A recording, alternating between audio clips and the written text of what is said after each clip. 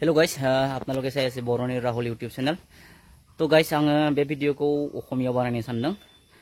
মই এই ভিডিঅ'টো অসমীয়াতে মই বনাবলৈ লৈছো কাৰণ সকলোৱে বুজি পাব, বড়ো সকলোৱে বুজি পাব, অসমীয়া সকলোৱে বুজি পাব কাৰণ কিছুমান ব্যক্তিয়ে বা মোক কমেন্ট সেকশনত কৈ আছে কি অসমীয়াত অকনমান বুজাই দিব পাৰিব নেকি, ক'ব পাৰিব নেকি এনেকৈ।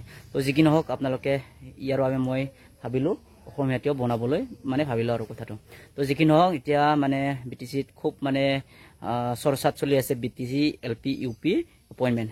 তো এই বিটিসিৰ এলপি আৰু ইউপি মানে এলপি আৰু ইউপিৰ যি ৰিক্ৰুটমেন্ট যি মেৰিট লিষ্ট ইয়াৰ বাবে চলি আছে। তো যি কি নহওক মই এটো এটা এক্সট্ৰা ভিডিঅ' বনাম।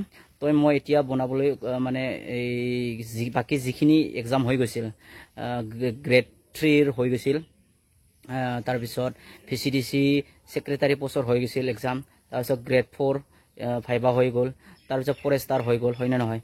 তো সকলোবোৰ মানে এক্সাম হৈ গ'ল আৰু কিছু পোষ্ট মানে যিখিনি মানে ভিসিডিসি সেক্ৰেটাৰী, তাৰ পিছত ফৰেষ্ট, তাৰ পিছত গ্ৰেড 4 এই তিনিটাৰ মানে ভাইবা অলৰেডি সমাপ্ত মানে সমাপ্ত হৈ গ'ল, মানে জব্বাই আৰু কি ভাইবা জানাই থাংবাই নম বা ভাইবা হৈ গ'ল এই তিনিটা এক্সামৰ।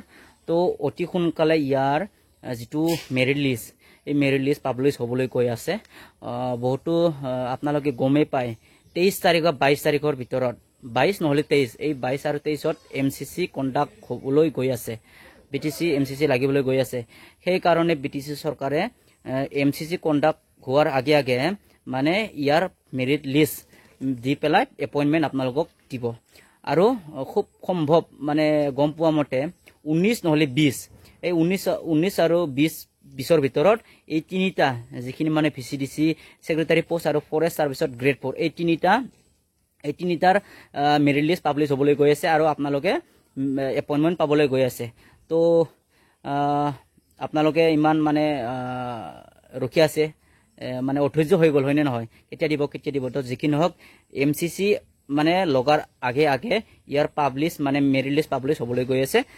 শুনামতে 20 বা 19 এই দুটাৰ ভিতৰত এপইন্টমেন্ট আপোনালোকে পাবলৈ সক্ষম হ'ব। তো এইখিনি আছিল আপডেট। তো ধন্যবাদ।